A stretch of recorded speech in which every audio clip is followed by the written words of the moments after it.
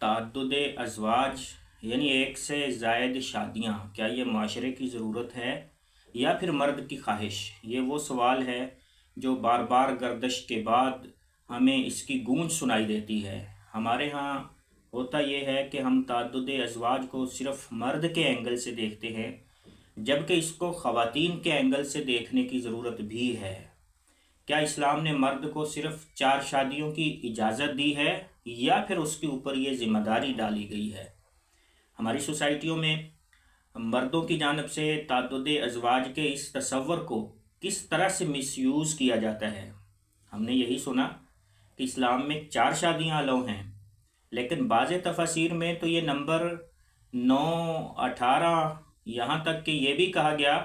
کہ نمبر کوئی فکس ہی نہیں ہے، جتنی چاہے مرد شادی کر سکتا ہے۔ تو یہ تعدد ازواج کی نمبرنگ اور اس کی دلیل کیا ہے؟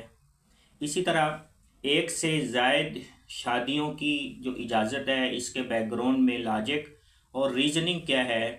آج کے ویلاگ میں اس کے اوپر بات ہوگی۔ اگر آپ کو ہمارا کنٹینٹ اور میسج اچھا لگے تو ویڈیو کو لائک، شیئر اور چینل کو سبسکرائب کریں۔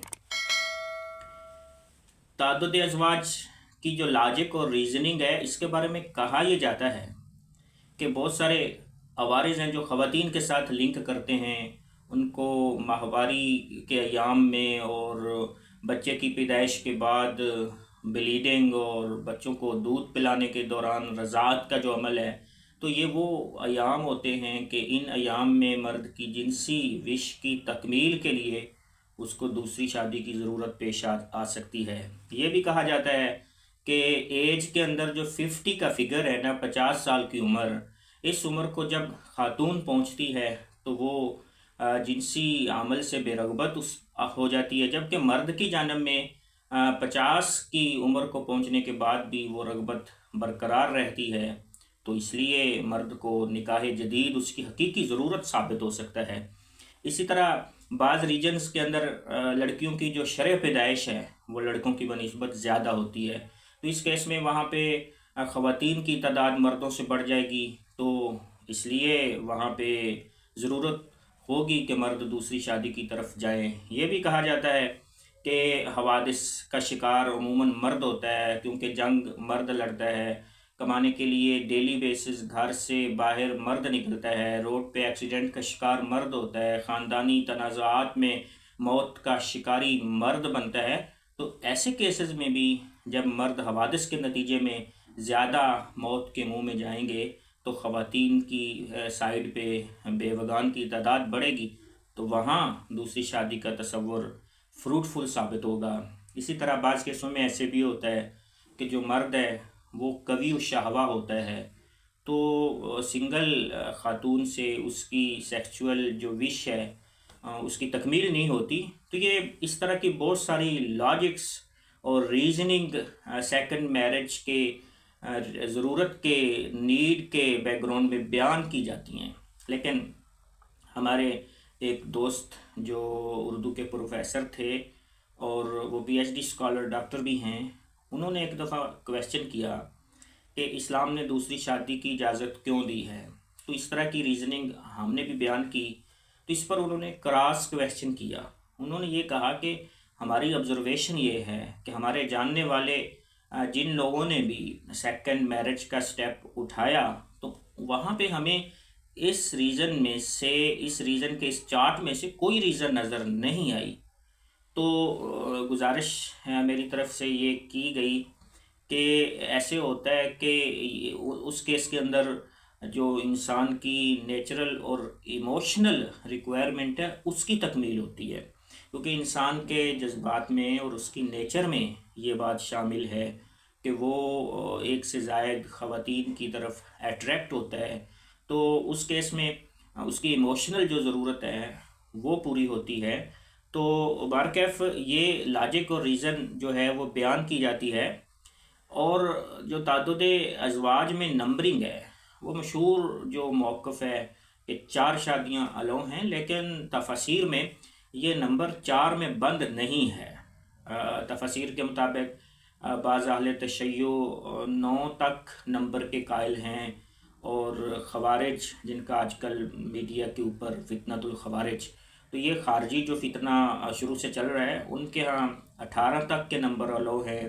اور بعض محدثین کے ہاں تو اس میں کوئی نمبر فکس ہی نہیں ہے۔ ان کے مطابق قرآن نے اس میں نمبرنگ کو فکس نہیں کیا، یہ جو نمبر ایک آیت میں آئے ہیں وہ انسان کی استطاعت اور طاقت کو بیان کرنے کے لیے ہیں، اور پھر وہ اس کو لنک کرتے ہیں حضور نبی کریم کے عمل سے، کہ خود حضور نبی کریم کا جو عمل ہے وہ بیک وقت سیم ٹائم میں 9 خواتین کو نکاح میں رکھنے کا تھا۔ تو اسی طرح وہ اس بات کی طرف چلے گئے،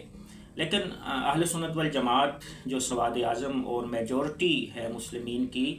ان کی جو تفاسیر ہیں وہ اس نمبر کو 4 میں فکس کر دیتے ہیں، اور وہ اس آیت سورہ نساء کی جو آیت نمبر 3 ہے جس میں نمبرنگ بیان ہوئی ہیں، اس کو وہ ان صحابہ کے عمل کے ساتھ لنک کر کے تشریح کی طرف جاتے ہیں کہ حضور نبی کریم صلی اللہ علیہ وسلم کے کچھ صحابہ کرام ایسے تھے کہ ان کے نکاح میں 5 یا 10 خواتین تھیں سیم ٹائم میں، تو ان کو یہ حکم دیا گیا کہ آپ سیم ٹائم میں 4 خواتین کو اپنے نکاح میں رکھو، اور اس سے زائد جو ہیں ان کو آپ چھوڑ دو۔ تو انہوں نے پھر ایسے ہی کیا، تو اس کے اوپر کسی کی جانب سے کوئی سوال یا اعتراض بھی نہیں اٹھایا گیا، تو اس طرح اس بات کے اوپر اجماع ہو گیا۔ تو یہ جو اکثریتی تشریح اور تفسیر ہے وہ اس طرح سے اس کو دیکھتی ہے۔ اور مزے کی بات یہ ہے کہ جتنے بھی یہ موقف ہیں 4 کا ہو یا 9 کا ہو یا 18 کا ہو، تو یا فکس نہ کرنے کا ہو، ان سب کی دلیل سورہ نساء کی سیم ایک آیت ہے، آیت نمبر 3، جس میں یہ کہا گیا کہ فَانكِحُوا مَا طَابَ لَكُم مِّنَ النِّسَاءِ مَثْنَىٰ وَثُلَاثَ وَرُبَاعَ، کہ جو خواتین تمہیں پسند آئیں آپ ان کے ساتھ نکاح کی طرف چلے جاؤ، 2 مثنیٰ و ثلاثہ و رباع، یہ ورڈنگ استعمال ہوئی ہے۔ اب یہ جو کاؤنٹنگ ورڈز ہیں مثنیٰ و ثلاثہ و رباع، یہ معدول بھی مانے جا سکتے ہیں، تو اس کا معنی ہوگا 2 2، 3 3، 4 4، اور ان کو غیر معدول مانے تو سمپل کاؤنٹنگ میں جو معنی ہوتا ہے 2 3 اور 4، یہ معنی ہوگا۔ اور ان کے درمیان میں جو واو استعمال ہو رہی ہے مثنیٰ و ثلاث و رباع، اس واو کے بھی 2 معنی ہو سکتے ہیں۔ ایک واو اینڈ اور کے معنی میں ہو سکتا ہے، عربی میں اس کو کہتے ہیں عطف اور جمع کے لیے، اور دوسرا یہ او اور آر کے معنی میں، او آر آر، اردو میں جس کی ٹرانسلیشن یہ الف یا سے ہوتی ہے۔ تو جو حضرات زائد 8 9 یا 18 کے قائل ہیں وہ یہاں پہ جو واو ہے نا اس کو جمع اور پلس کے معنی میں لیتے ہیں، اور یہ جو کاؤنٹنگ ورڈز ہیں ان کو وہ معدول مانتے ہیں، تو 2 2 جمع کر کے 4 بنا لیتے ہیں، اور 3 3 جمع کر کے 6، اور 4 4 جمع کر کے 8، ان دونوں کو جب جمع کرتے ہیں 4 6 10 اور 8 18، وہ 18 کے قائل ہو گئے۔ اور جو اس کی سنگل ٹرانسلیشن کرتے ہیں اور پھر واو کو پلس کے معنی میں لیتے ہیں، تو وہ 2 + 3 یہ 5 ہو گئے، اور +4 تو یہ ٹوٹل 9 کے وہ قائل ہو گئے۔ لیکن اہل سنت والجماعت کے ہاں یہاں پہ جو کاؤنٹنگ ورڈز ہیں یہ ہیں تو معدول، تو اس کا معنی 2 2 3 3 اور 4 4 ہے، لیکن ان کے درمیان میں جو واو یوز ہو رہا ہے اس واو کا معنی او یا آر یا یہ الف یا کے ساتھ وہ کرتے ہیں، تو معنی بنتا ہے 2 2 سے یا 3 3 سے یا 4 4 سے تم شادیاں کر سکتے ہو۔ یہی تفسیر بہت سارے مفسرین سے، امام زین العابدین سے بھی منقول ہے۔ تو سیم آیت اور اس کی ڈیفرنٹ تشریح کے ساتھ یہ نمبرنگ کا جو فرق ہے وہ سامنے آیا ہے۔ ناظرین، یہ بات ہمیں آبزرو کرنے کی ضرورت ہے کہ ہماری سوسائٹی میں اسلام نے یہ جو 1 سے زائد شادیوں کی پرمیشن دی ہے، الاؤ کیا ہے، اس کا مردوں کی جانب سے مس یوز بھی ہوتا ہے۔ اس کی مختلف صورتیں ہیں، مثلاً بعض کیسوں میں ایسے ہوتا ہے کہ ہسبینڈ اور وائف میں کسی مسئلے کے اوپر کلیش آیا، تو ہسبینڈ اپنی وائف کو اس تصور کا سہارا لے کر تھریٹ کرتا ہے کہ میں دوسری شادی کر سکتا ہوں۔ بعض کیسوں میں ایسے بھی ہوتا ہے کہ مرد کسی غیر متعلقہ خاتون کے ساتھ ریلیشن کی طرف جاتا ہے اور اس کو دوسری شادی کا جھانسا دیتا ہے، اس کے ساتھ فزیکل ریلیشن قائم کرتا ہے، اور اینڈ میں اس کے ساتھ پھر دھوکہ کرتا ہے۔ اسی طرح اس طرح بھی ہوتا ہے کہ مرد کے ذہن میں یہ ہوتا ہے کہ میں دوسری شادی کی طرف کسی خاتون کے ساتھ جاؤں گا، یا اس سوچ کے ساتھ وہ ریلیشن کی طرف جانے کی ٹرائی کرتا ہے، اور نتیجے میں وہ جو اس کی پہلی بیوی اور بچے ہوتے ہیں وہ ان کو اگنور کرنا شروع کر دیتا ہے، وہ ان کے نان و نفقہ کو اس سے محروم کرنا شروع کر دیتا ہے، اور بعض کیسوں میں وہ پہلی بیوی کو راستے سے ہٹانے کی تگ و دو شروع کر دیتا ہے، اور اس پورے بیک گراؤنڈ میں قتل کے واقعات بھی رپورٹ ہوتے ہیں سوشل میڈیا کے ذریعے سے، ایسی چیزیں بھی سامنے آتی ہیں۔ تو یہ ساری جو ایگزامپلز اور مثالیں ہیں، یہ اس سیکنڈ میرج کا جو تصور ہے اس کے غلط اور مس یوز کی مثالیں ہیں۔ ہمیں اس بات کو سمجھنے کی ضرورت ہے کہ اسلام نے ایک سے زائد شادیوں کی جو بات کی ہے، یہ صرف اجازت نہیں ہے بلکہ یہ ذمہ داری ہے، اور اس ذمہ داری کو مرد کے اوپر ایسے نان کنڈیشنل نہیں ڈالا گیا بلکہ کنڈیشنل اور مشروط طور پر اس کے اوپر یہ ذمہ داری ڈالی گئی ہے۔ اس کے ساتھ ایک کڑی شرط کو لنک کیا گیا ہے، اور وہ ہے عدل اور انصاف کی شرط۔ یہ ایسے ہے جیسے کسی سولجر کے ہاتھ میں تلوار ہو، اس کے ہاتھ میں بندوق ہو، اس کو کہا جائے کہ تیرے پاس جو فائر کرنے کی پاور ہے، تیرے پاس جو وار کرنے کی طاقت ہے، وہ انصاف کے ساتھ اور ہائر اتھارٹی کے آرڈر کے ساتھ لنک ہے۔ تو اب اس کا یہ مطلب نہیں ہوتا کہ وہ اس تلوار کا وار یا اس بندوق کا فائر اپنی خواہش کے مطابق کرے، بلکہ وہ جس شرط کے ساتھ مشروط ہے پہلے اس کو پورا کرے گا، پھر اس کو وہ پرمیشن ملے گی۔ تو ہمارے سوسائٹیوں میں مرد اس بات کو بالکل اگنور کر جاتے ہیں۔ یوں سمجھیں کہ سوسائٹی اگر باغ ہے تو ایک سے زائد شادیوں کا جو تصور ہے وہ اس باغ میں